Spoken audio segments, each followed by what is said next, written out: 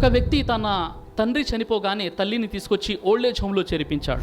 కొన్ని సంవత్సరాలు గడిచిపోయిన తర్వాత ఆమె ఆరోగ్యం క్షీణించిపోయిందని ఆ వ్యక్తికి ఫోన్ కాల్ రావడం జరిగింది. అతను వెంటనే హుటాహుటిన ఆ వృద్ధాశ్రమానికి వెళ్ళిపోయి చూడగానే తన తల్లి మరణశయ్యపై ఉంది. అది చూసి అమ్మగారు నేనేం చేయగలను మీకోసం అని చెప్పగానే, నాయన చూడు, ఇక్కడ ఫ్యాన్లు సరిగా లేవు, ఇక్కడ రిఫ్రిజిరేటర్ కూడా పనిచేయడం లేదు, ఇక్కడ సరైనటువంటి వసతులు లేవు అని అమ్మగారు తన కుమారుడితో చెప్పడం జరిగింది.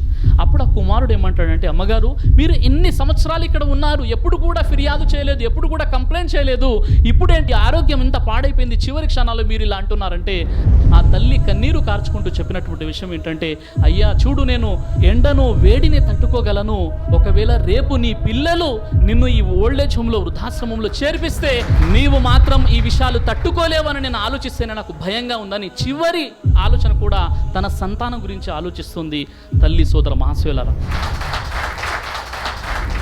అందుకే ఖురాన్లోని 17వ అధ్యాయం 23వ వచనాన్ని మనం పరిశీలిస్తే, వఖదా రబ్బుక అల్లా తఅబుదు ఇల్లా ఇయ్యాహు వబిల్ వాలిదైని ఇహ్సానా. సృష్టికర్త అనేటువంటి దైవం ఇలా నిర్ణయం చేశాడు, మీరు సృష్టికర్త అనేటువంటి దైవాన్ని తప్ప ఎవరిని ఆరాధించకండి, మరియు మీ తల్లిదండ్రుల పట్ల సద్భావముతో మెలగండి. ఒకవేళ మీ తల్లిదండ్రుల్లో ఎవరైనా ఒక్కరు కానీ ఇద్దరు కానీ ముసలివారే ఉంటే వారి ముందు విసుక్కుంటూ ఓఫ్ అని కూడా అనకండి, ఛీ అని కూడా అనకండి, వారి కోసం మీరు ప్రార్థన చేస్తూ ఉండండి అని ఖురాన్ ఆజ్ఞాపిస్తుంది.